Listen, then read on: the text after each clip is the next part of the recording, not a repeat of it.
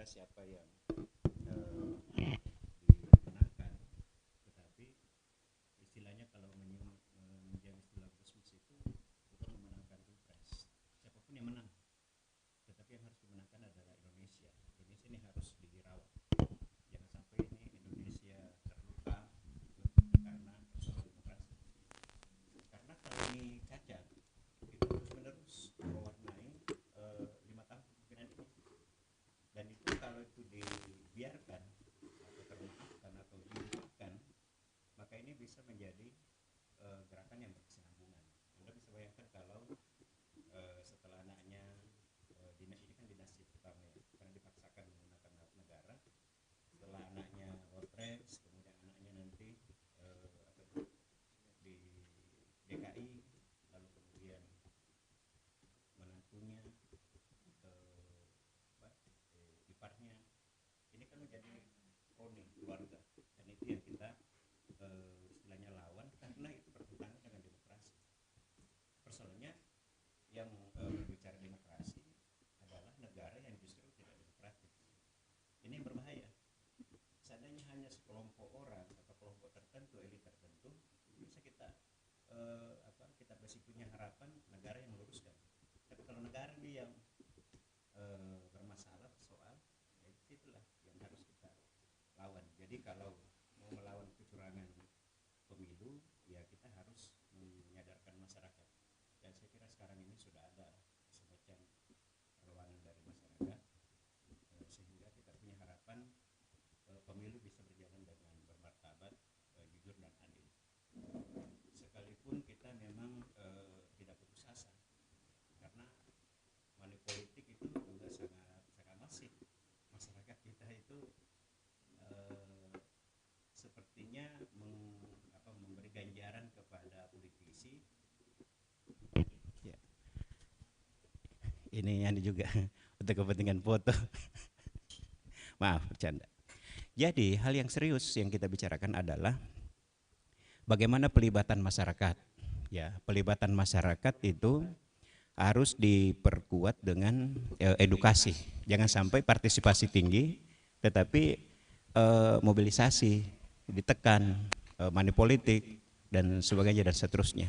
Ini yang menjadi PR kita. Bagaimana demokrasi ini bisa berjalan secara substantif, bukan rekayasa, bukan mobilisasi. Karena untuk apa sampai 70%, 80% keterpilihan, tetapi caranya yang keliru. Maka saya sering ulang-ulang bahwa martabat kekuasaan itu bukan pada kekuasaan itu, tetapi bagaimana kekuasaan itu didapatkan. Jadi bukan sebuah pemerintahan yang bermartabat kalau dilalui dengan mobilisasi, ditekan, lalu kemudian kecurangan yang terang benderang. Apalagi kalau pelakunya itu negara, pelakunya itu penyelenggara dan sebagainya. Hanya saja bentuk perlawanan kita seperti apa? Apa yang bisa kita lakukan?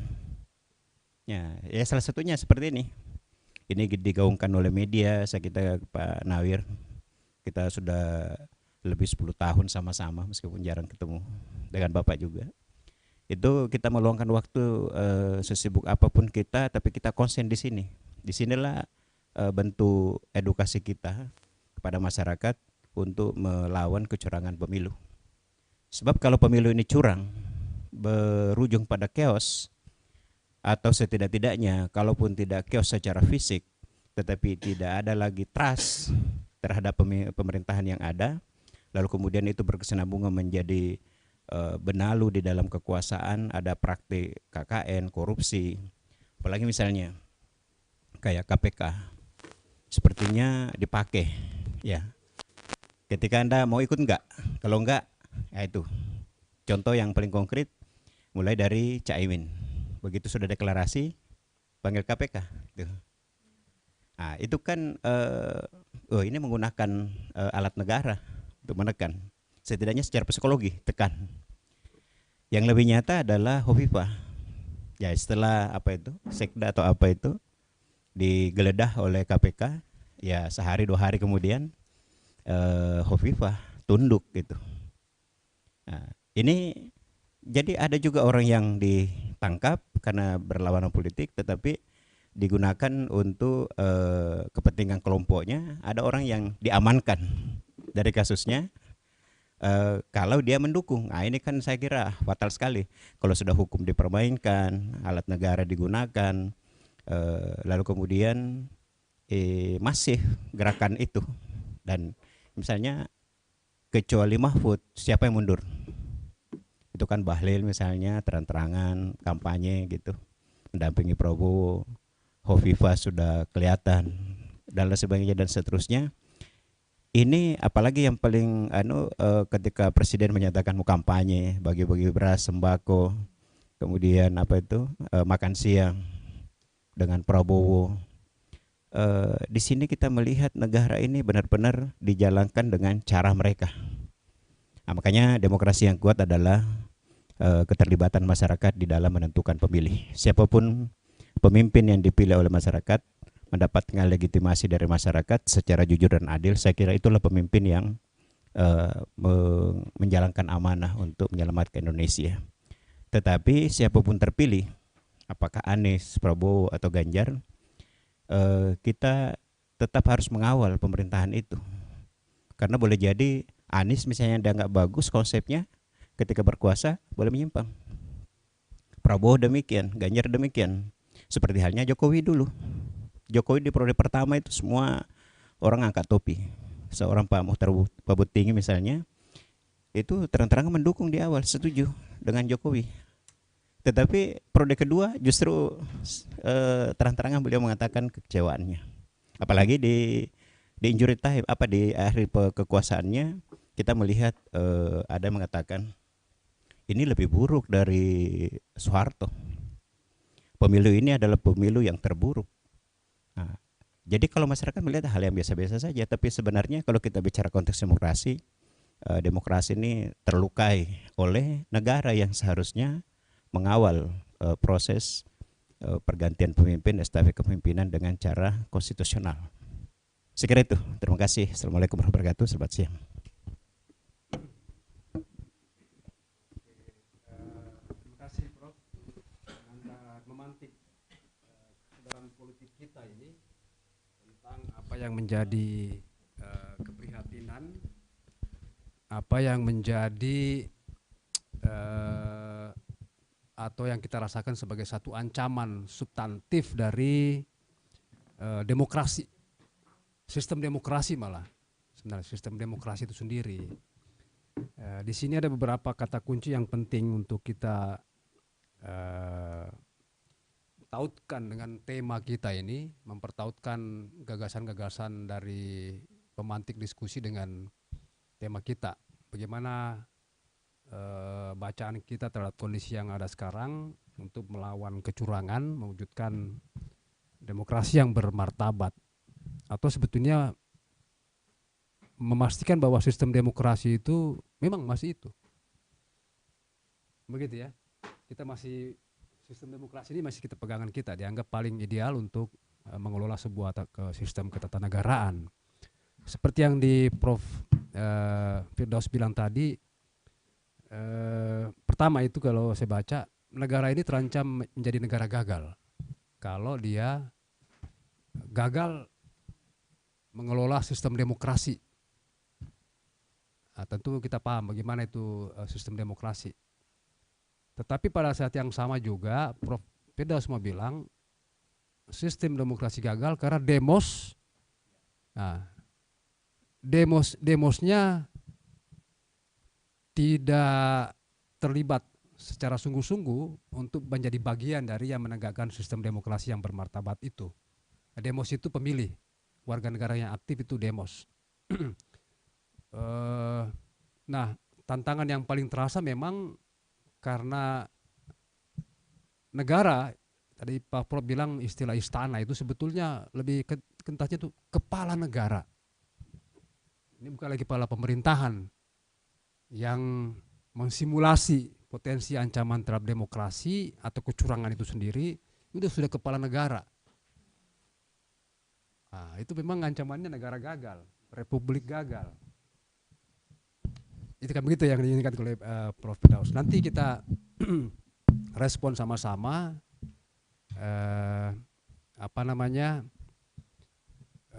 argumen-argumen yang membantu kita untuk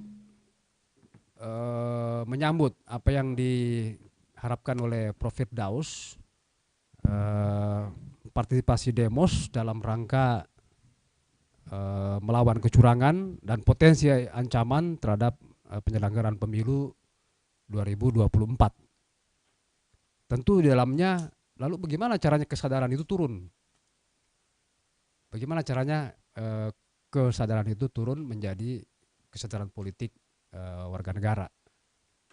Begitu kira-kira yang diantar oleh Prof. Firdaus. Saya akan memflorkan saja ke teman-teman partisipan FGD ini, tolong disebutkan saja, siapa tahu belum terkenal. Belum terkenal. Kalau Prof. Firdaus sudah terkenal, Pak Pendeta sudah terkenal. Sampaikan saja sekedar perkenalan, kemudian silakan kita membahasnya. Fokus kita memang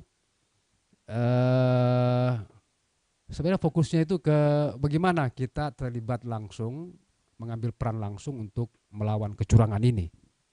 Dengan cara apa kita bisa terlibat untuk itu semua. Di situ sebenarnya yang kita capaian yang diharapkan dari FGD ini. Sampai jam berapa kita ya? Berapa lama kita? Ya, kita sepakat waktu sampai jam berapa nih? Sekarang jam berapa? Oh, jam 2 lewat. Sudah jam 3, oke. Oke ya, antara 1 sampai setengah jam.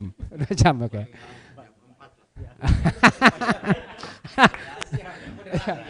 Iya, harus memang ada batasan waktu.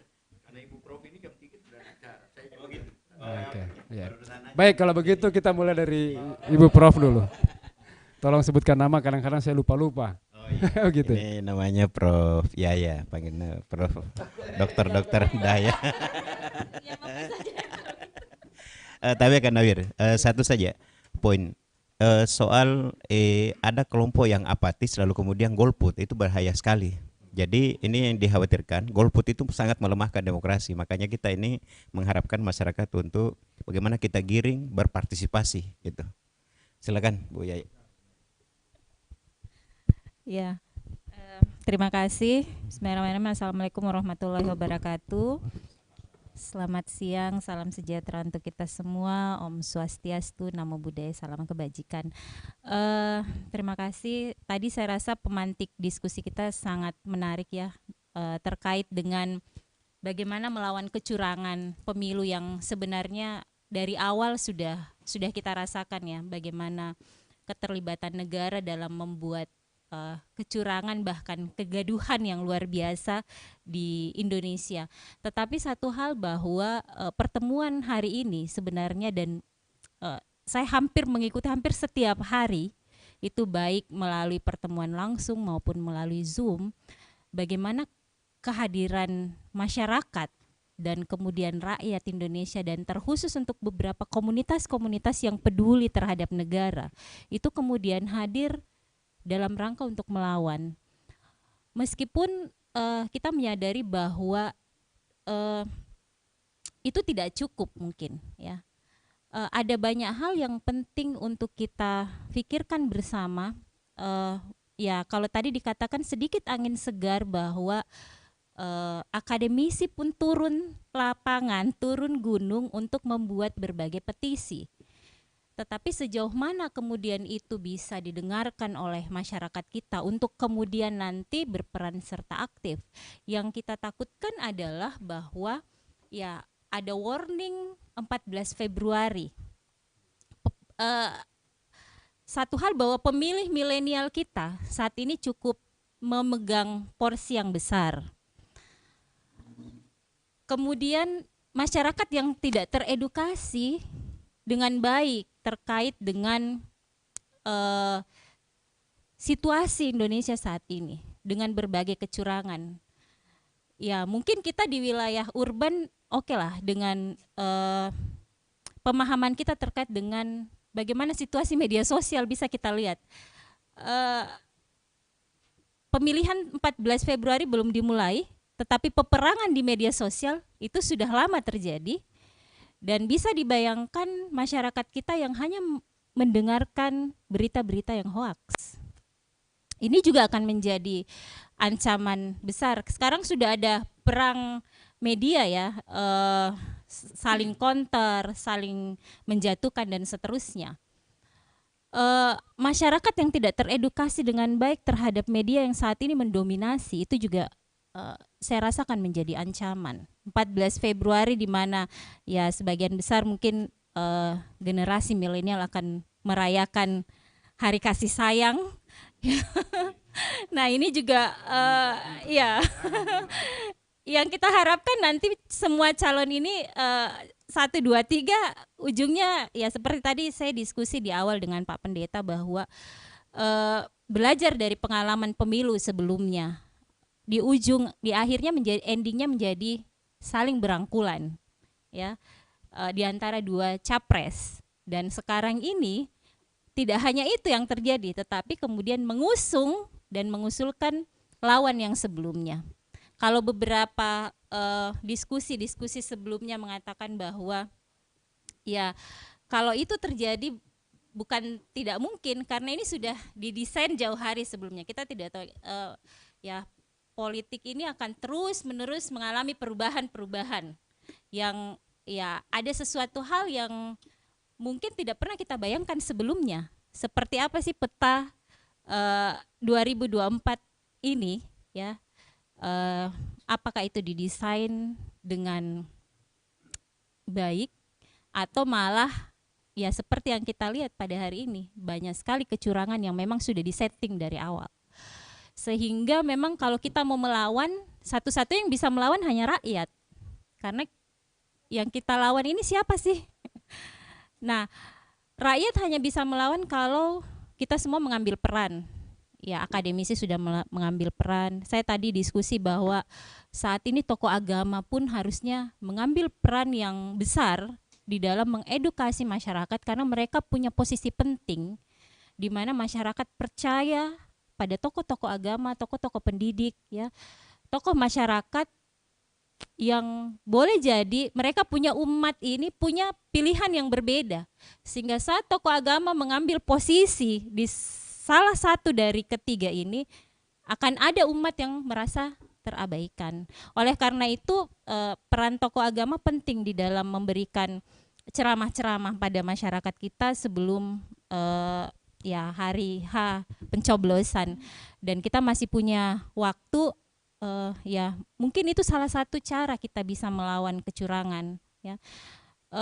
Waktu kita sangat mepet sekali sekarang. Petisi sampai sore ini kita sudah punya jadwal pers ya, konferensi pers, petisi, ya duduk bersama bagaimana menyampaikan aspirasi dan melawan berbagai kecurangan. Tetapi itu tidak akan ada apa-apanya kalau memang kita juga tidak turun gunung ya. Jadi mungkin dalam ya H-3 ini kita duduk pun bersama sebenarnya hari ini di tempat ini adalah wujud bahwa kita peduli terhadap negara, kita peduli terhadap demokrasi yang akan kita perjuangkan bersama setelah melihat berbagai kecurangan, tetapi kita perlu melakukan atau melawan itu dengan adil dan bermartabat, saya rasa ya, tidak melawan kecurangan dengan kecurangan. Saya rasa itu menjadi hal yang penting sehingga bagaimana kita melawan kecurangan ini dengan berbagai upaya yang tetap dalam koridor ya membawa pemilu ini damai dan bermartabat. Mungkin itu sedikit dari saya sambil mungkin teman-teman yang lain silahkan.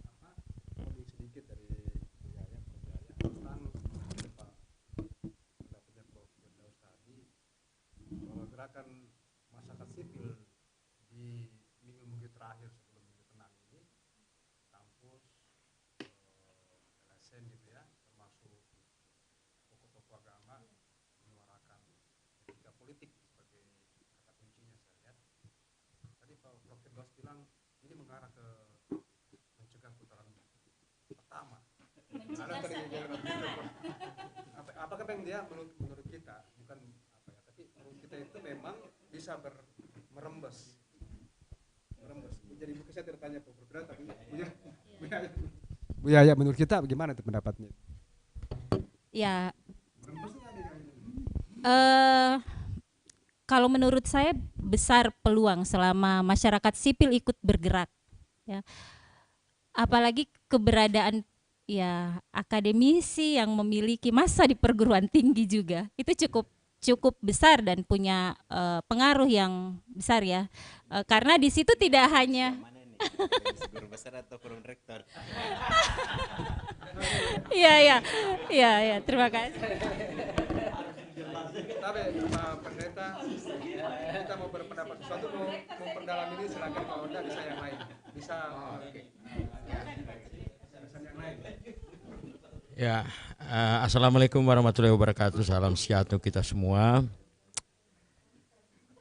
Saya hampir tidak bisa menyampaikan sesuatu dalam kondisi yang begitu crowded sekarang ya. Ini rupanya kita ini sudah terlanjur melangkah, dan kalau sudah melangkah nggak mungkin mundur. Tetapi sebenarnya saya selalu bilang gini, kalau kita sudah salah melangkah, bagusnya itu kita mundur supaya langkah berikutnya itu langkah yang benar. Nah pertanyaannya ya untuk langkah yang benar. Tapi persoalan sekarang ialah kalau saya melihat bahwa kita sudah salah melangkah. Nah, dan tidak mungkin kita mundur. Proses sudah jalan tinggal 3 hari, nggak mungkin mundur. Nah oleh karena itu saya hanya mau ingatkan, saya tadi sudah ngomong-ngomong dengan Prof. Yahya sebagai seorang pendeta. Jadi saya hadir di sini bukan sebagai Ketua Persekutuan Gereja Indonesia Wilayah Sulawesi Selatan Barat Tenggara, tapi saya sebagai pembina Gus Durian di sini. Ya, saya tidak hadir sebagai Ketua PGW. Ya. Oh gitu. Pengundang rupanya ya. Dia tahu bahwa saya sudah duluan. Ya, jadi yang pasti bahwa kemarin saya juga diundang di Bawaslu, ada Pak Kapolrestabes, Kajari, semua. Saya juga diminta untuk menyampaikan. Jadi saya bilang gini, saya hanya mau ingatkan umat, dan secara khusus tentunya umat Kristiani, karena saya hadir di sana itu dalam rangka sebagai Ketua PGI, ya beda dengan di sini. Jadi saya bilang gini, ada satu istilah yang sering kita dengar ketika ada pemilu dan sebagainya, itu Vox Populi, Vox Dei. Suara rakyat adalah suara Allah. Nah saya bilang satu-satunya jalan supaya kita memakai suara Allah, karena begini, suara kita ini suara Allah. Kita harus bertanggung jawab dengan suara kita. Apa yang kita pilih itu kita memakai nama Allah itu. Saya yakin, saya tidak tahu ya, tapi saya yakin ketika kita mau coblos itu pasti kita berdoa. Saya dalam pemilu itu saya berdoa kalau teman-teman muslim bismillah kan saya ya dalam nama Tuhan, iya kan, memilih. Persoalan karena ketika dan saya bilang gini, itu apakah Tuhan bisa merubah sesuatu yang kita rindukan terjadi di Republik ini? Nah memang suara-suara kita ini itu sudah tidak akan mungkin berubah ya. Misalnya tadi Prof, saya senang sekali tadi dengar Prof, karena begini, ini kan ada semacam pemaksaan untuk satu periode, dan benar apa yang dikatakan, satu putaran. Kalau ini terjadi, saya membayangkan ini bisa chaos, karena ya semua orang akan menolak ini, no? Tetapi kalau dua periode, dua putaran, mungkin agak lunak ini terjadi ya. Dan kita tidak tahu. Saya selalu yakin begini. Saya selalu bilang bahwa Allah itu tetap mengatur bangsa-bangsa, mengatur negara. Saya yakin sekali bahwa peran Allah itu tetap. Dan kita sudah saksikan bagaimana perjalanan Republik kita dengan perbedaan yang tajam kemarin itu. Tapi jalan damai. Dan saya selalu bilang itu mungkin kita punya Republik atau orang-orang Indonesia ini orang-orang yang penuh cinta kasih. Ya, sehingga tidak pernah terjadi sesuatu walaupun itu keras dia punya apa ya kemarin itu, tapi akhirnya bersatu, dan itu yang kita rindukan. Sebagai tokoh agama saya juga sudah ngomong tadi sama Prof, saya bilang saya ini diundang kemana-mana, saya tidak mau calon ini undang, kelompok ini undang. Saya bilang kalau kalian mau ketemu saya sebagai ketua PGW, kalian datang di kantor PGI. Dan itu datang mereka waktu kemarin pemilihan wali kota itu di Makassar, itu datang semua kandidat datang minta pertemuan. Karena saya tidak akan pergi ke sana, tapi kalau kalian mau ketemu silakan datang ke kantor. Saya buka pintu karena tidak mungkin sebagai tuan rumah mau menutup pintu. Nah, oleh karena itu saya pikir ini gerakan kita ini sesuatu yang untuk demokrasi ke depan. Kita tidak tahu bagaimana hasil ini, tapi kita berharap bahwa Tuhan masih memegang kendali terhadap perjalanan bangsa ini. Apalagi kita ini saya dulu tinggal di Jerman 6 tahun. Itu di Jerman sekarang orang yang terdaftar sebagai orang Kristen itu di gereja itu tinggal 26%. Artinya itu ateis-ateis itu. Nah, kita ini orang beragama loh, 100% orang beragama. Di KTP kita semua ada agamanya. Nah, bayangkanlah kalau ini semua orang beragama, kita minta sama Allah yang berdaulat atas bangsa-bangsa, atas negara, atas apapun. Saya masih yakin bahwa bangsa kita akan menjadi bangsa yang besar, apalagi yang cita-citanya bangsa tahun emas 45 ya. Saya masih yakin, dan saya yakin kita semua ini adalah orang-orang yang diutus Allah untuk menghadirkan nilai-nilai demokrasi, menghadirkan damai. Dan saya juga harapkan bahwa pemilihan umum ini bisa berjalan dengan damai, tanpa kecurangan, tanpa hoax, tanpa money politik, tanpa semua itu. Nah, dan saya pikir saya terima kasih kita sudah bisa bertemu, dan semua inilah kita ini benih-benih yang akan membawa suara-suara perdamaian ya dan sebagainya. Karena saya lihat juga, minta maaf, banyak juga kita, termasuk saya agak marah-marah juga sama teman-teman pendeta yang juga ya provokator juga. Ya, kita banyak juga tokoh-tokoh agama jadi provokator. Nah, makanya ini yang sangat disayangkan. Dan ya karena apa semua itu? Ya karena uang. Minta maaf, semua ujung-ujungnya istilah UUD itu yang benar itu. Kalau sudah uang, kuasa dan sebagainya itu mau kita bisa menyangkali kita punya keimanan, saya pikir. Nah, oleh karena itu ya saya agak emosional untuk ngomong ini, karena membaca kondisi seperti ini memang tidak terlalu mudah. Tapi saya yakin bahwa doa kita semua supaya bangsa kita ini tetap damai, tetap menghasilkan sesuatu yang baik dalam pemilu ini. Apapun hasilnya, kemarin kita deklarasi juga, yang kalah menerima, yang menang menerima, dan yang menang tidak merasa jamawa, dan yang kalah juga tidak merasa apa. Jadi saya punya istilah begini, kita menjalani tidak dengan kalah menang. Kalau kalah itu jadi abu, menang jadi arang. Jadi kalau orang menang itu bakar sate 2 kali jadi abu juga. Jadi marinya kita berusaha untuk semua menang. Nah, oleh karena itu kita berharap bahwa apa yang kita akan jalani ke depan ini, kita semua adalah pemenang. Jadi 3 kandidat ini adalah pemenang semua, partai-partai adalah pemenang semua. Nah, itu hanya kita bisa wujudkan kalau kita semua boleh bersatu dan berdoa bersama supaya semua ini boleh berjalan dengan baik. Saya pikir itu saja yang saya. PGI sudah deklarasi juga. Sudah deklarasi sudah. Ya. Tapi doanya itu kita bilang tadi sisa 20% yang teisi. Oh, tidak di Anmu, yang mana? Di Jerman ini bukan. Kalau di Jerman. Ya. Nah, yang menarik. Tidak, yang menarik begini, yang menarik. Saya tinggal di Jerman 6 tahun. Saya mengikuti beberapa pemilihan. Semua itu berjalan dengan baik. Tidak ada money politik dan sebagainya. Saya baru cerita tadi. Gak ada masalah. Di sana orang tidak beragama. Padahal kita ini orang beragama di sini, tapi luar biasa sekali. Nah, pertanyaan sekarang, apakah keagamaan kita ini masih berfungsi? No, ataukah ya saya minta maaf, saya selalu bilang begini di gereja-gereja. Ini kita ini gereja ini penuh-penuh tiap hari. Dulu enggak. Ini tapi kita beragama secara institusional dan bukan fungsional. Ya, itu secara institusional kita semua waduh, bangga sekali kita, tetapi fungsinya apakah berfungsi keagamaan kita, misalnya kasihlah sama manusia, apakah berfungsi jangan berdusta, jangan berbohong, jangan hoax. Makanya saya bilang, saya main-main ya. Ini apa? Di rumah saya, anak-anak, istri saya itu pilihannya berbeda-beda. Tapi ketika mereka bilang, oh ini begini-begini, saya tidak pernah komentari. Saya diam-diam aja. Karena kalau saya komentari, saya seolah-olah sudah membuka siapa saya punya pilihan. Tuh. Jadi saya tidak mau mereka tahu, saya punya pilihan sendiri. Ya. Iya, Vox Populi, Vox Dei. Ini ada satu kondisi lapang kita dengan Vox Populi. Iya. Kan kita juga mengatakan bahwa yang paling berat itu berkaitan dengan Vox Populi ini, Vox Dei ini politik uang. Jadi Anda kan bilang ya dia menggantikan fungsi Dei ini, Vox Populi.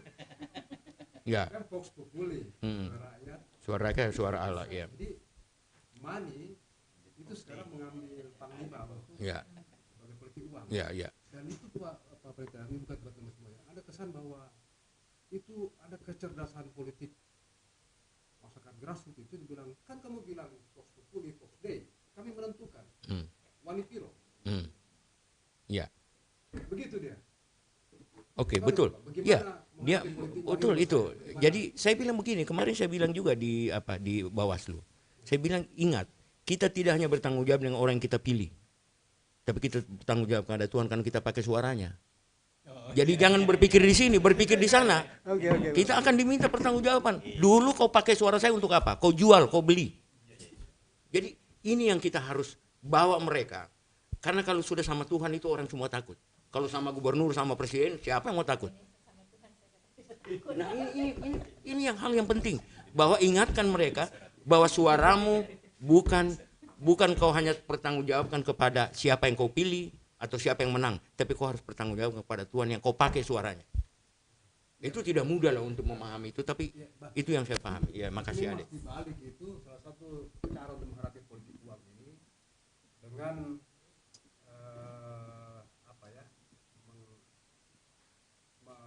remoralisasi lah begitu ya. Ya ini soal moral. Begitu kan?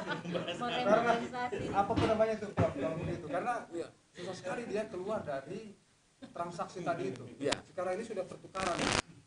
Saya punya satu suara, kamu bisa tukar berapa? Ya, itu. Sebatang rokok kah? Iya, kasihan kan suara Allah kau tukar dengan sebatang rokok, itu kan kasihan.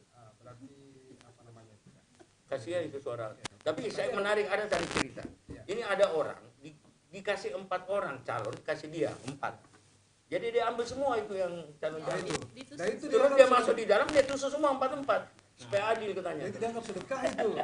Bapak Leda, ada banget tuh, kan ini sedekah. Jadi memang kita memang demokrasi kita atau politik kita memang masih mudah-mudahan ke depan lah kita sudah tidak ada lagi money politik, tidak ada. Cuma itu perjuangan. Dan saya pikir ini benih-benih memperjuangkan Indonesia ke depan di mana money politik tidak ada dan sebagainya. Saya pikir kelompok ini adalah kelompok-kelompok yang sangat menentukan Indonesia tahun berapa itu. Bu Christine mau memperdalam yang kita sudah bicarakan atau mau ada gagasan? Oke, baik. Selamat siang menjelang sore. Terima kasih untuk inisiatif ini, teman-teman. Kalau dari saya mungkin karena kemarin terlibat di ikut mendukung pernyataan sikap dari kumpulan perempuan untuk demokrasi, untuk mengingatkan saja bahwa dampak dari krisis demokrasi yang saat ini sedang terjadi di Indonesia itu pastinya akan sangat terasa nantinya, saat ini juga pastinya kepada kelompok paling rentan di masyarakat.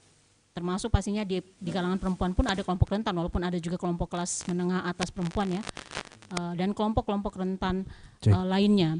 Dan sekitar 2 hari lalu kami ada inisiatif bersama yang dilaksanakan oleh Kalyana Mitra dan SPAM.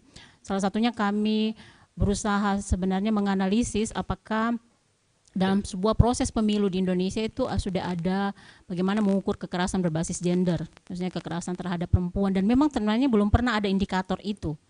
Dan ini yang kita takutkan, bahwa ketika ada penyalahgunaan wewenang seperti ini yang sedang masif terjadi oleh penyelenggara negara eksekutif misalnya, apakah kemudian ada tekanan-tekanan pada kelompok-kelompok rentan di masyarakat saat ini yang sebenarnya mungkin kita sadar tidak sadar sebenarnya sudah terjadi masif di khususnya misalnya saja, saya tidak tahu ya, misalnya masyarakat miskin kota.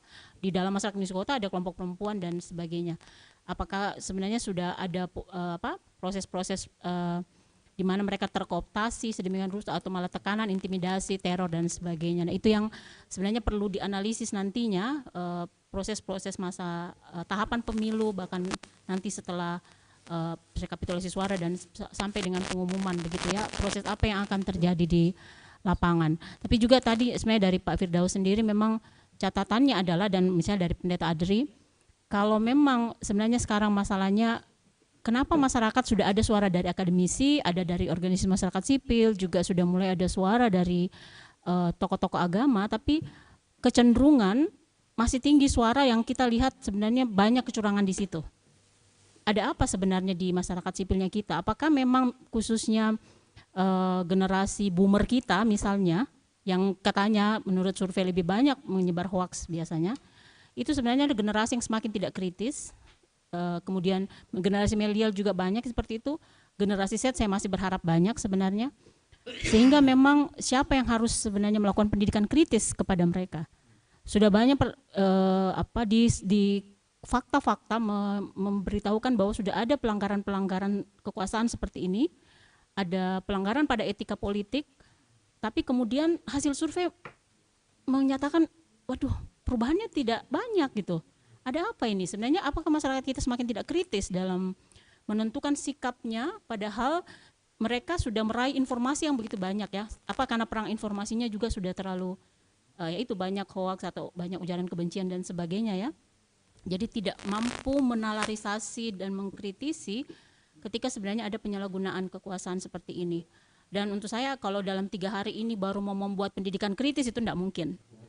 Pendidikan kritis itu kan pendidikan jangka panjang, kulturnya harus dirubah, merubah mindset orang.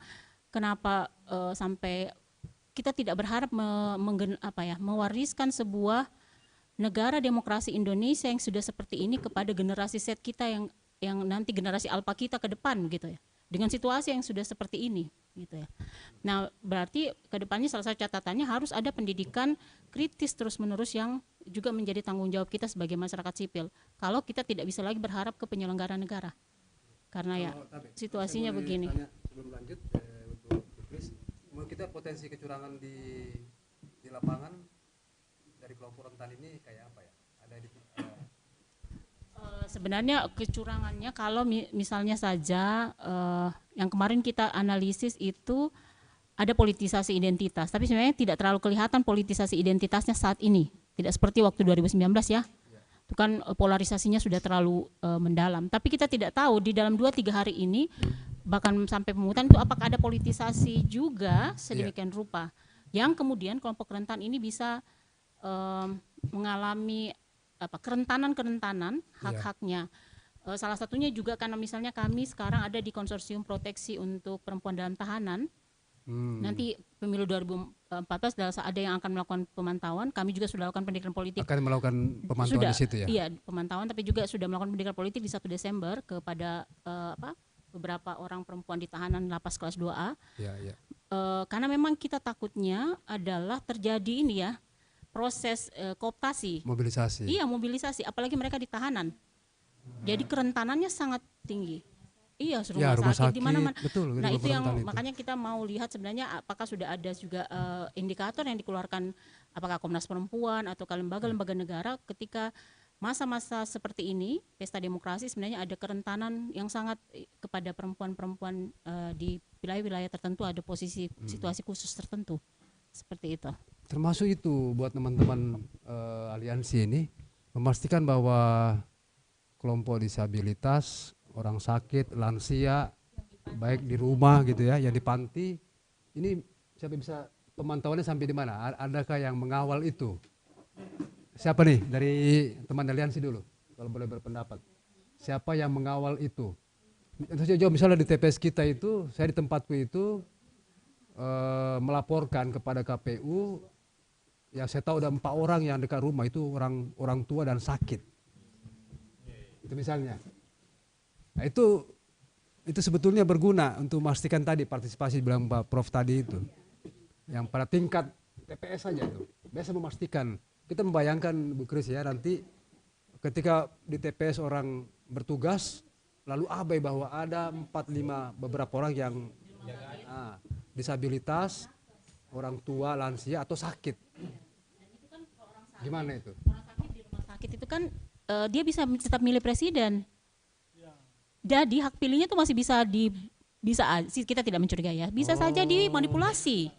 Karena dia masih bisa, walaupun misalnya dia sebenarnya hak pilihnya di Kabupaten Pangkep misalnya, tapi dia sekarang lagi dirawat di Labuang Baji, bisa dia memilih ya presiden. Tapi presiden saja.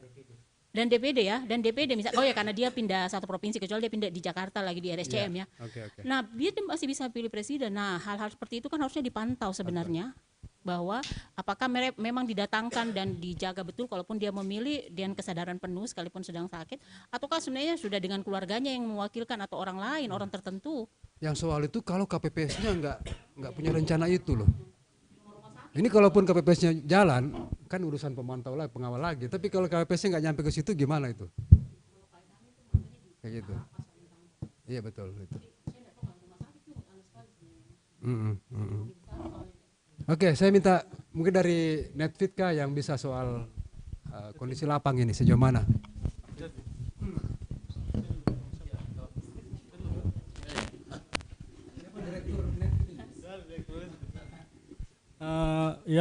Selamat siang Bapak-bapak, Ibu-ibu. Perkenalkan, nama saya Ai, saya dari ACC Sulawesi. Terkait dengan ini diskusinya tadi menarik, beberapa akademisi ada di sini, dan pemuka agama juga. Saya juga melihat ada perspektif yang menarik. Tapi saya di sini karena memang konsen saya itu adalah dalam persoalan korupsi, maka saya akan berbicara tentang bagaimana keuangan negara itu bekerja dalam pemenangan seseorang calon. Kalau misalnya dilihat dari pemilu di awal saat penentuan ini sebenarnya sudah banyak sekali pelanggaran. Yang pertama yang paling jelas yang kita lihat adalah langkah pertama adalah maksudnya meloloskan legislasi-legislasi yang cukup membahayakan. Kalau kita melihat demokrasi yang berjalan saat ini, kita sebenarnya sudah jauh berjalan mundur begitu. Jauh berjalan mundur, dan untuk membangun hal-hal yang telah dibangun sejak pasca reformasi mungkin kita akan memulainya ulang. Nah, tentu itu harus didukung oleh political will dan desakan masyarakat sipil ke depannya.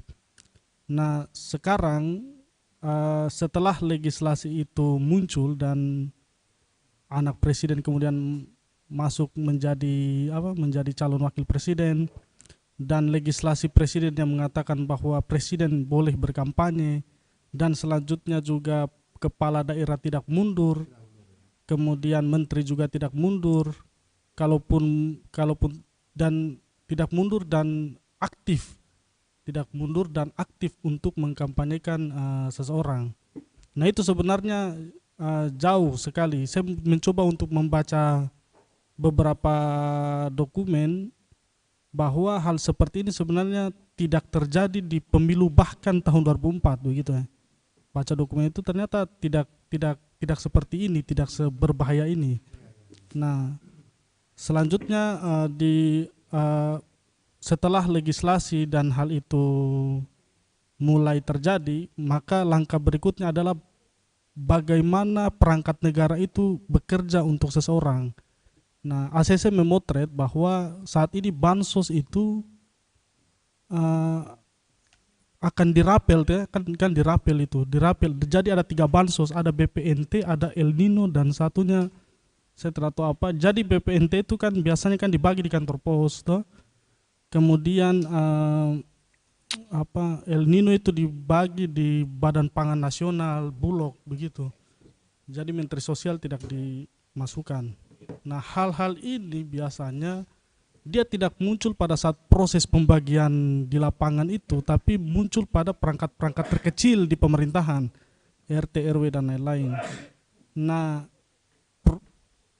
perlawanan kecurangan kita itu memang harus kita tidak berdiskusi dalam skala yang besar begitu ya. Kita kemudian mendesak presiden, tidak, karena presiden juga tidak akan mau mendengar suara yang kecil. Jadi kita perlunya memang strategi kita itu kemudian pergi ke struktur pemerintahan paling bawah dan bagaimana cara memantau bansos yang ada di situ. Nah, hal ini juga semakin diperparah dengan ternyata saya saking kemudian saking kemudian tidak peduli, saking maksudnya sudah down sekali nih, maksudnya pandangan kita terhadap demokrasi. Saya merasa melihat begini, kita tidak usah pantau itu pileg, tidak usah karena pileg itu dia akan memantau, dia maksudnya pileg itu kontestannya itu memantau sama-sama mereka. Nah, partai itu di satu partai itu ada berapa orang caleg, itu akan saling memantau, misalnya nomor 1 pantau nomor 3 itu. Ya belum lagi antar partai. Kita terus peduli dengan itu. Kalau menurut saya sudah tidak mau lagi peduli pilihan legislatif karena mereka akan memantau sesama mereka. Tapi yang paling berbahaya adalah pilpres.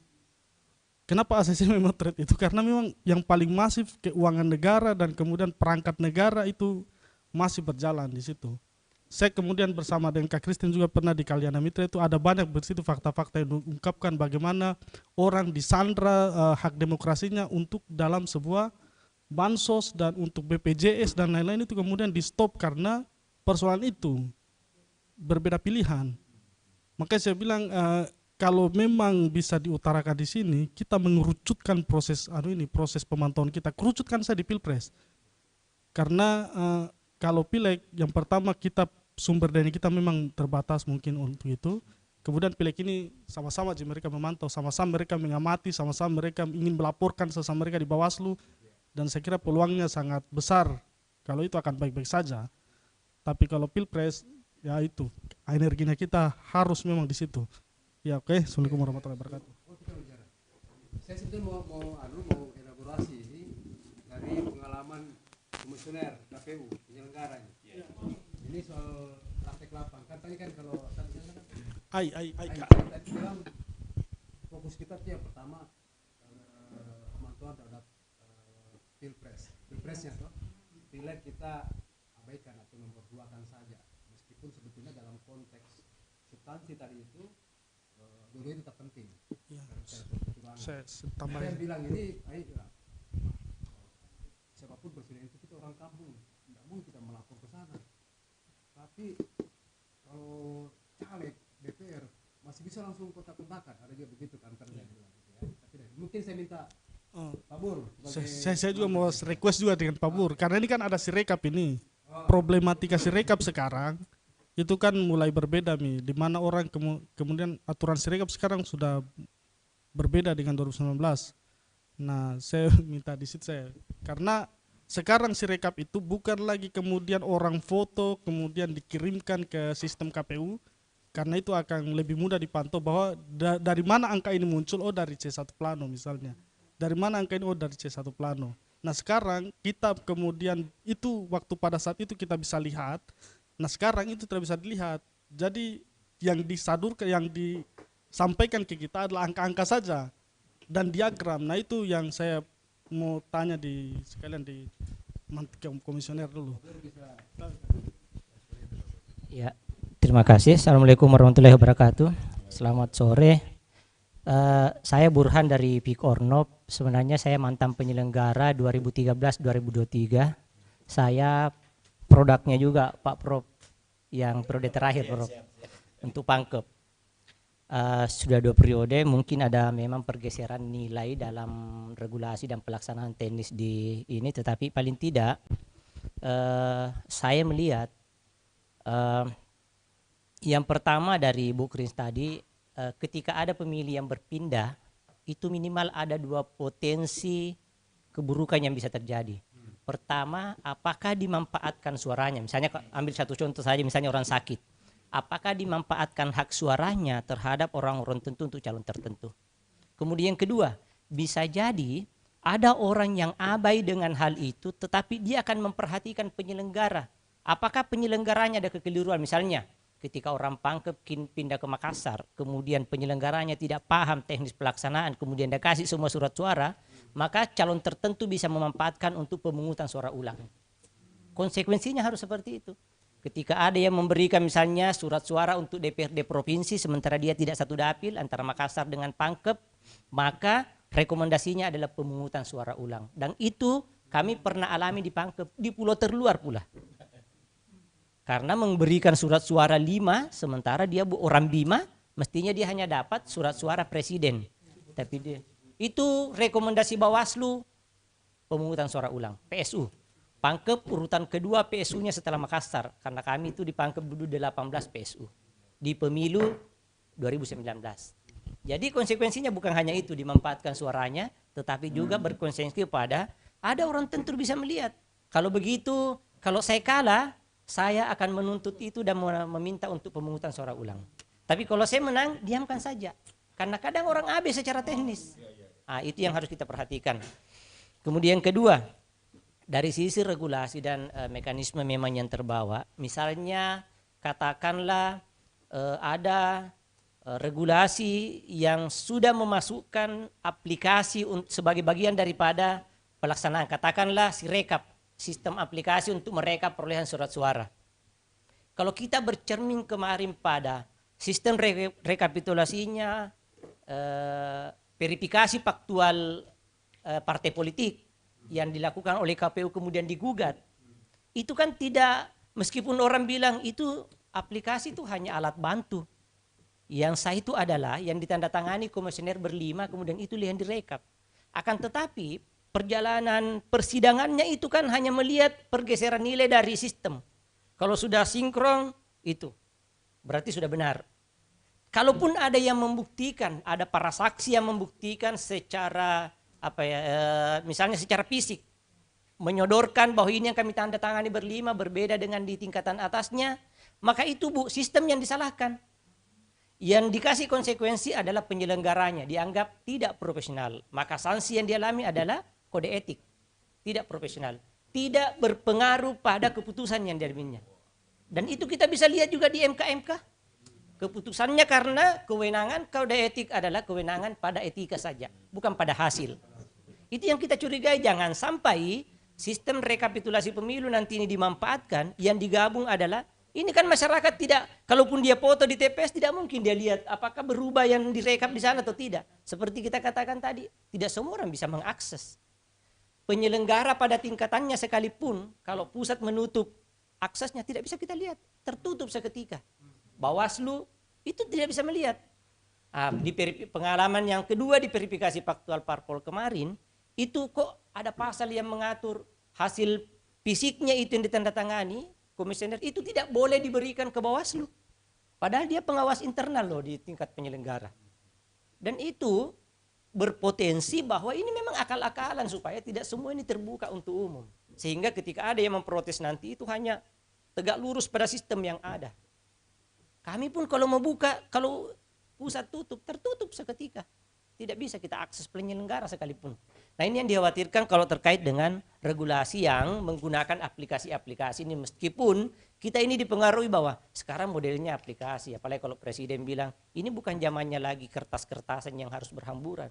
Reformasi birokrasi itu adalah bukan lagi negara yang bertumpu pada kertas.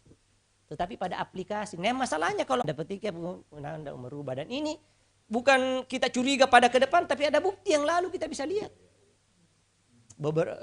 Apalagi masyarakat sipil bagaimana memberikan kesaksian terhadap verifikasi faktual partai politik. Apa yang dikena ada sanksi adalah penyelenggaranya, yang disalahkan aplikasinya. Di tekanannya itu sudah berubah pikirannya kepada partai calon sebelah. Itu karena tekanan-tekanan itu. Kemarin saya ada diskusi, ada saja yang nyelon bilang, gimana nih kita ke sebelah atau kemana atau ikuti pimpinan? Enggak, ke sebelah saja. Terus apa konsekuensinya? Anda diperiksa. Dan itu bukan. Nah, di penyelenggara pemilu sendiri, itu ada beberapa penyelenggara pada tingkat kabupaten, itu langsung diminta. Besok tolong sediakan dokumennya, kami mau review anggaran istilahnya. Ada apa menjelang pemilu review anggaran? Tiba-tiba untuk penyelenggara. Nah, itu yang dikhawatirkan di samping tekanan, ada regulasi yang memang diatur sedemikian rupa agar kita bisa lalai di situ dalam pemeriksaan. Makanya saya tidak terlalu merespon kalau bilang foto di TPS, enggak. Yang harus dilihat itu ada nanti sistem rekap. Bisa enggak kita masuk di sistem rekap nanti? Biar kita foto, mana kita bisa kirim ke sana. Nanti yang menentukan hasil terakhir adalah MK. Sementara MK kita lihat dari awal sudah ada kesalahan fatal yang dilakukan MK. Bisa jadi di pemilu juga nanti bisa dilakukan. Nah, kemudian yang terakhir kalau terkait dengan pengalaman, ya pengalaman kami dengan hal itu, ya selain dari pemanfaatan suara, ya saya kira memang dari lansia ada juga biasa yang antarkan ke rumahnya. Itu antarkan ke rumahnya itu sangat ketat sebenarnya. Karena kita harus memastikan apakah jarak dari TPS kemudian ke sana kita bisa perkirakan waktunya berapa menit sambil menunggu potensi pemilih yang masih dapat ditunggu di TPS. Itu juga harus menjadi pertimbangan. Apakah kita mengantarkan ke sana atau yang ditunggu ini misalnya masih ada 30 orang pemilih. 30 orang pemilih. Itu juga berarti. Yang lain juga di wilayah kepulauan, pengalaman kami di wilayah kepulauan itu, kalau misalnya batas maksimal isi TPS 250 pemilih. Bagaimana kalau 280? Itu juga terkadang dulu itu di pemilihan lalu dibatasi tidak boleh dipecah menjadi 2 TPS. Nah berarti yang 30-nya di pulau ke sebelah, sementara pulau itu tidak ada PT-PT, harus charter kapal. Itu bisa menjadi perahunisasi ke pemilih atau mobilisasi ke pemilih, naik kok di perahuku, tapi ingat ya.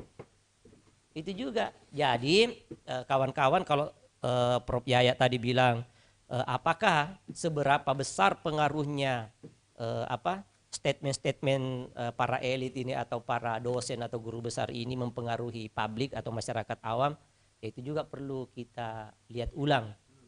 Apakah hanya sekedar mengeluarkan statement seperti itu ataukah memang kita ini harus melakukan dari awal ya mungkin pendidikan kritis dan pendidikan pemilih, karena pendidikan pemilih sangat penting terkait teknis, karena itu tadi ada yang memanfaatkan bukan hanya pemanfaatan suara tetapi pemanfaatan untuk melakukan pemungutan suara ulang. Itu dia khawatirannya, dan itu terjadi kami alami di pulau juga terjadi di wilayah perbatasan. Kami temukan siapa ini yang tiba-tiba PSU rekomendasi Bawaslu, ternyata orang yang naik Panther pendatang. Saya tidak tahu kenapa tiba-tiba dia singgah. Nah itu bisa jadi adalah direkayasa kemudian kau singgah di situ karena suara aku sangat di situ. Nantilah kita menguang setelah PSU. Dan terdengar memang saya juga tidak melihat ini karena ini semua wilayah PSU pemungutan suara ulang itu suara rakyat naik sampai 1 jutaan. Iya. Totalnya. Untuk per suara rakyat naik 1 juta karena ini kan menentukan pergeseran, misalnya yang beda sedikit pasti dia maksimalkan. Dan ya kemarin juga bahkan ada yang beda satu suaranya si istri dari salah satu anggota DPR dengan istri dari mantan sekda itu beda 1 suara. Saya bilang mau dia apa kalau beda? Sampai banyak yang menginginkan PSU saja di situ. Kalau beda 1 suara pasti ada yang menginginkan untuk PSU. Itu di samping kos politiknya juga, misalnya kemarin saya cerita sama teman-teman di sana bahwa kalau kemarin itu PSU-nya di pulau terluar itu dananya itu bukan main Pak. Bayangkan kalau kami dikasih hanya 2 hari waktu untuk PSU, 2 hari waktu PSU. Sementara kalau kita mau tempuh lewat laut itu 36 jam 3 hari. Terpaksa kami harus menempuh jalur udara. Jalur udara karena pada saat itu adalah pandemi, naik pesawat dulu ke Jogja. Kemudian Jogja ke Jakarta, tidak langsung ke Lombok karena pandemi. Itu kemarin memang tiket kita Lombok Besar, tapi dia transit ke Jogja, kemudian Jogja ke Jakarta, Jakarta ke Lombok Besar naik peri ke Bima, dari Bima naik angkutan darat lagi ke wilayah pesisir untuk dijemput kapalnya Nayampang ke sana. Ada pemantau yang ikut di situ. Itu dia, karena keterbatasan biaya, pemantau pasti tidak ikut. Pemantau pasti tidak ikut. Bayangkan Pak kalau harus diikuti ke pesawat sana, berapa biayanya itu ke sana? Liukan Tangaya. Iya. Jadi kita mau ke kecamatan sendiri, kabupaten kita harus ke ibu kota negara. Kelompok lagi Pak. Ke provinsi lain lagi. KPU di Palmas bisa membantu teman-teman aktivis supaya ambil pemantau jadi pulau itu sejak awal. Pemantau lokal. Iya, saya kira demikian saya sampaikan. Terima kasih banyak Pak Nawir. Assalamualaikum. Belum sedikit ini. Tadi misalnya yang lansia sakit yang tidak bisa keluar rumah. Nah, saya pengalaman lapangan itu ternyata setelah saya cek jauh TPS-nya di dalam satu RW aja ini Pak, satu RW dia di RT lain. Kalau kita bilang nggak bu, waktu itu KPPS bawa kotanya ke sana, orang ramai lagi mengawal ke sini. Bisa nggak misalnya KPPS mengambil tindakan, bawa ke TPS terdekat. Artinya TPS terdekat yang masuk ke rumah pemilih yang lansia dan rentan itu. Itu KPPS punya kewenangan nggak mengambil alih itu? Tapi kan aturannya dari awal, pertama pemilih itu harus didekatkan pada TPS. Artinya pasti sudah dekat dengan TPS-nya. Tidak ada TPS terdekat kecuali itu. Kalau rumah sakit masih ada namanya TPS khusus. Kalau tahanan kan ada TPS-nya di dalamnya. Tapi kalau seperti itu memang sudah diupayakan dari awal, ada dia itu pasti dekat dengan TPS-nya. Nah, yang masalahnya kalau tidak berbanding lurus antara pemilih yang ditunggu dengan pemilih yang mau diantarkan, sehingga disitulah penyelenggara di TPS banyak menuai kritik oleh para saksi. Pak jangan sampai ke sana Ki, habis waktu ini sudah 30 menit lagi jam 12. Sudah mau tutup TPS misalnya.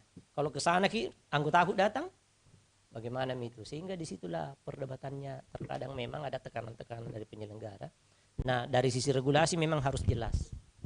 Itu harus dipertegas juga dari sisi regulasi. Nah, kalau saran saya, ya mungkin kita tidak hanya mengawal pendidikan kritisnya saja, tetapi jauh lebih penting pendidikan pemilihnya. Secara teknisnya kita ini. Karena itu konsekuensinya lebih besar. Orang AB di teknis, kemarin itu ternyata bisa jadi ada yang mendesain PSU saja di situ. Pemungutan saluran saja. Kata lain nih Pak Bur, dalam kasus tadi yang lansia dan bisa mengambil inisiatif supaya dia datangi, bukan yang TPS asli di RT sebelah. Karena kasusnya memang real ini, itu di RT, sudah lain RT. Dia RT E, RT A, ini yang B. Rumahnya di RT A di Roro. Tapi ada sebetulnya TPS terdekat dari situ. Tapi dia sekarang terdaftar di TPS lain. Itu bisa nggak misalnya inisiatif TPS? Atau prosedurnya gimana tuh? Prosedurnya gimana? Prosedurnya itu kan harus pindah memilih. Sementara makanya sangat ditekankan, ditegaskan ke penyelenggara mulai dari pencatatan itu sudah harus diupayakan bagaimana pemetaannya betul-betul dia berada di TPS. Pertama, dia berada di sekitar TPS yang terdekat dan dia tidak pecah dari kakaknya. Tidak boleh dipecahkan dari kakak. Kalau 6 orang di kakak itu, dia harus di TPS itu semua. Itu sudah dipertegas dari awal sebenarnya. Kalaupun ada penyelenggara yang mencatat kemudian ini, itulah yang perlu kita koreksi secara bersama. Karena sudah diatur secara teknis sebenarnya. Ini yang kasih Pak Bur, satu rumah itu kilometer. Satu rumah. Satu rumah Pak. Nanti bagaimana itu diarahkan? Nggak mungkin itu. Takutnya bisa dimanfaatkan. Ada 2 orang sakit. Orang tua sakit. Tadi yang soal apa namanya? Orang tertentu mengatasnamakan mereka atau memakai tangan mereka. 2014 itu waktu masih berlaku tidak boleh dipecah dalam jumlah tertentu. Pamflet. Mahal memang ini ya. Bagaimana kalau di PSU satu TPS yang pemilihnya hanya 100 lebih? Mahal Prof. Tidak Ini sama sih dengan dia ya kan? alasan Iya. putaran kedua mahal gimana kira-kira? Iya. Saya tanya teman-teman partai. Gimana kira-kira kalau gitu? Mahal putaran 1 ya waspada. Oke, saya minta maaf nih. Iya. Terima kasih Pak. Nanti ada deklarasi seruan Pak Pendeta gimana? Atau sekarang aja? Sekarang saja. Iya, sekarang aja mungkin ada beliau itu simbol. Iya sebelum Iya. Oh, sorry. deklarasi. Iya. Iya. Saya bisa baca. Kita lihat aja situ sama-sama. Dibaca, ada yang baca. Nanti diperbaiki. Nanti sambil diperbaiki ya. Siapa yang bikin itu yang baca? Iya, Bapak ini simbol harus. Cek.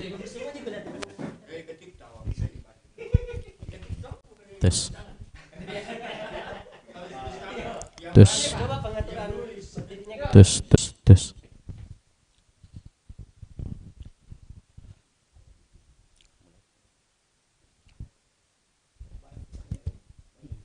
Segala bentuk penyalahgunaan kekuasaan dan perangkat negara yang berpotensi merusak marwah demokrasi. 4. mendesak KPU dan Bawaslu tetap memegang teguh prinsip independensi dalam penyelesaian. Sebelum kita tutup, saya tanya dulu apakah ada yang mau memberikan masukan? Pak Dir? Oke. Bismillahirrahmanirrahim. Assalamualaikum warahmatullahi wabarakatuh. Selamat sore. Saya cuma mempertegas dari UKI tadi bahwa ini kegiatan adalah bentuk dari keresahan sebenarnya teman-teman beberapa lembaga yang sering berdiskusi di Lapar. Nanti itu Prof waktu pemilu 99 agak-agak mendekati prestasinya Orde Baru dalam tingkat partisipasi. Tapi sesudah itu rontok, nggak bisa. Paling kuat 70, 80, ada bahkan 60. Ini kayaknya agak-agak lumayan karena orang merasa penting untuk menangkan. Nggak mau dia dikecolongan sama oligarki misalnya. Itu satu sisi. Kita optimis ya. Kalau saya optimis bahwa pelaksanaan pemilu ini selain tingkat partisipasi, tapi juga optimis bahwa masyarakat sipil, kelompok kampus, kelompok masyarakat agamawan menjadi bagian yang akan berterus-menerus mensubstansialkan penyelenggaraan demokrasi, khususnya pemilu ke pemilu. Bukan cuma pemilu kali ini, tapi ini semacam kebangkitan baru masyarakat sipil dalam mengawal republik. Mengawal republik ini sebetulnya. Seperti tadi dikutip oleh Prof. Gusmus, mengutip pendapatnya Gusmus, kita mengawal, memenangkan republik, memenangkan bangsa. Begitu ya, kalau masih ada saya beri kesempatan. Oh ya, dari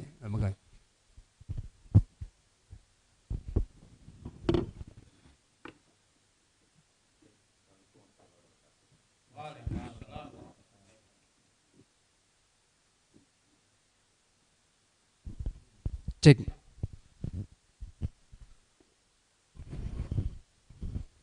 Oh ya, perkenalkan nama saya Ikro dari Yasmib Sulawesi. Kalau berbicara terkait pemilu khususnya di tahun 2024 nanti ini sebenarnya memang yang tadi disampaikan memang banyak masalah-masalah yang terjadi, termasuk masalah-masalah yang sudah kasat mata di depan mata kita sebenarnya. Cuman yang menjadi permasalahan inti pokok sebenarnya adalah bagaimana sebenarnya kita mengedukasi masyarakat. Itu meskipun waktunya agak panjang sebenarnya, tidak mudah untuk mengedukasi masyarakat. Bahkan terkait pemilu saja, ini akan menjadi ajang pesta bagi mereka, agak ajang keuntungan. Itu masyarakatnya. Karena seperti ini Pak, sebagian masyarakat berpikir seperti ini, ketika pemilu datang, itu akan berdampak bagi mereka mendapatkan uang. Betul Pak, memang seperti itu. Ada isu seperti ini Pak, satu caleg datang kita ambil, sampai 4 caleg yang datang atau tim sukses yang datang untuk memberikan uang kepada mereka, mereka tetap ambil. Dalam hati mereka, kalian kan tidak akan tahu siapa akan kupilih. Nah, itu tingkat keuntungannya. Tetapi resikonya adalah 5 tahun ke depannya. Artinya seperti ini. Sebelumnya kita telah melakukan pendidikan politik kepada kelompok rentan yang kemarin diwakili oleh dari kelompok perempuan, kemudian kelompok disabilitas, nelayan, miskin kota, dan ibu rumah tangga. Kami berikan pelatihan terkait pendidikan politik kepada mereka. Kami ingin membangun kesadaran teman-teman kelompok rentan ini bahwa jangan sampai dengan pemilu ini suara mereka itu terbeli dengan sangat murah. Jangan sampai kelompok rentan ini kan kelompok rentan sangat mudah diintimidasi Pak. Paling mudah, paling rawan ini. Apalagi bagi kelompok-kelompok nelayan, yang di mana mereka diberikan sesuatu sehingga mereka terima dengan adanya pesan mohon dipilih ini. Itu kan yang sebenarnya yang umum ya, secara umum yang terjadi. Tetapi kita tetap fokus bahwa bagaimana memberikan pendidikan politik kepada masyarakat. Karena terkadang masyarakat ini amat sangat jarang mendapatkan pendidikan politik. Ya, meskipun kalau misalkan partai melakukan pendidikan politik, tetapi lebih banyak kepada kader-kadernya sendiri. Padahal di dalam undang-undang sudah dijelaskan bahwa untuk anggaran partai itu ada untuk pendidikan kader dan masyarakat. Tetapi yang terjadi hanya untuk kader saja.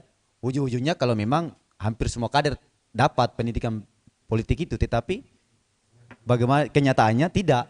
Kan seperti itu, Pak. Nah, makanya memang ini sangat penting ya kita dorong bagaimana kita terus-menerus memberikan pendidikan politik meskipun mau dalam forum maupun di luar forum, di lingkungan masyarakat itu kita tetap berikan pendidikan politik. Karena jangan sampai masyarakat kita meskipun tinggi partisipasinya Pak ya, tetapi itu yang kita harus waspadai.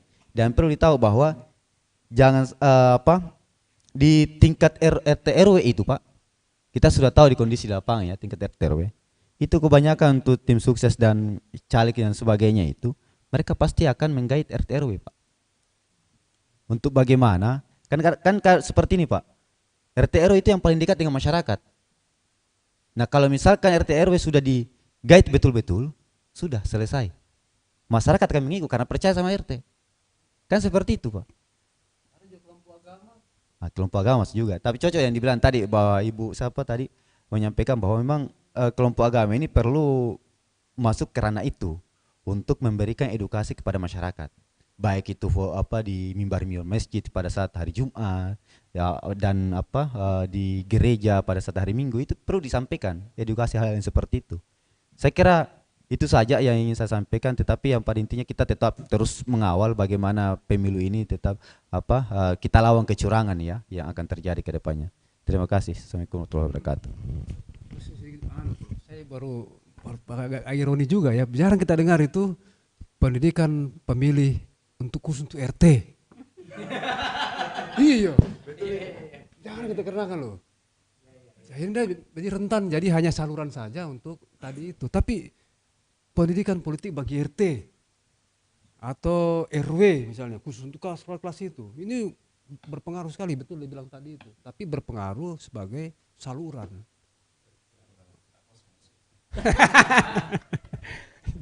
Itu pendidikan politik bagi RT itu yang dapat kerja itu. Ini pasti perempuan, kelompok disabilitas, tapi RT nggak pernah dididik. Akhirnya nah, itu tiba-tiba termuncul itu. Karena tadi itu kita mau supaya warganya sadar politik, kita berikan pendidikan pemilih, kita lupa bahwa yang menentukan ini RT tadi ini. Naik lagi subsidinya, wah selesai sudah. Iya, oke ya. Kalau dari yang lain, saya akan sedikit saja untuk kita sekitar untuk dari saya untuk memberikan kesempatan nanti Prof untuk memberikan semacam closing statement dari apa yang kita elaborasi ya. Pada intinya memang saya katakan tadi bahwa gerakan ini tidak berhenti hari ini. Kalau saya lihat gitu ya, artinya semua merasa bahwa ini ada salah dalam hal pendidikan politik dalam jangka panjang. Saya kira itu dari saya beri kesempatan Prof. Firdaus untuk memberikan closing statement-nya. Ya, terima kasih. Sebenarnya sudah cukup dari teman-teman. Saya juga terpengaruh dari teman tadi. Bahwa taruhlah kita tarik dari 2019 ya. Jadi sebenarnya 2019 itu sudah hampir terjadi check and balances. Seandainya Prabowo itu tetap konsisten di garis sebagai oposisi. Setelah Jokowi menang, dia tetap menjadi oposisi. Wah itu keren itu sebenarnya. Tetapi karena tiba-tiba masuk di kabinet kekuasaan ya sampai-sampai hari ini malah jadi dianggap teridentifikasi sebagai perpanjangan dari rezim Jokowi itu. Jadi selalu membela Jokowi yang makanya ketika dilihat jejak digitalnya sangat kontradiktif kampanye 2019 dengan 2024. Nah ini artinya ini contoh pendidikan politik dari elit. Ini salah satu yang bagi saya itu tadi, karena sekarang nggak ada perimbangan lagi posisi dan oposisi. Nah ditambah lagi di DPR parlemen itulah akibatnya, karena sudah menjadi paduan suara. Nah, jadi ada PDIP di situ, lalu kemudian masuk semua di kabinet. Ketika sudah masuk di kabinet, justru presiden menguasai parlemen. Nah, selesai. Nah, ya, ketika itu terjadi, maka keberanian berikutnya adalah mengacak-acak konstitusi. Saya kira yang paling tertinggi di kita itu adalah konstitusi. Mengatur kita bernegara adalah konstitusi. Ketika itu sudah dicederai, konstitusi itu sudah dilanggar, itu saya kira berat sekali dan memang terbuktikan sebagai pelanggaran etik terberat. Dan akhirnya dipecat, tapi hasilnya dijalankan. Nah, jadi masyarakat juga nggak nyambung. Kayaknya kan air juga nggak. Ketika KPU DKPP bagaimana ini? Nah,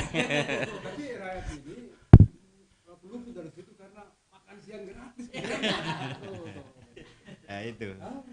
Jadi ini bukan menyimpulkan, tetapi semakin memperkaya diskusi kita bahwa memang problem kita di negara ini demokrasi sebenarnya sudah berjalan dengan ongkos yang sangat mahal, tetapi dalam penyelenggaraan negara itu tidak berjalan, tidak ada check and balances, tidak ada yang menjadi oposisi pengingat pemerintah gitu.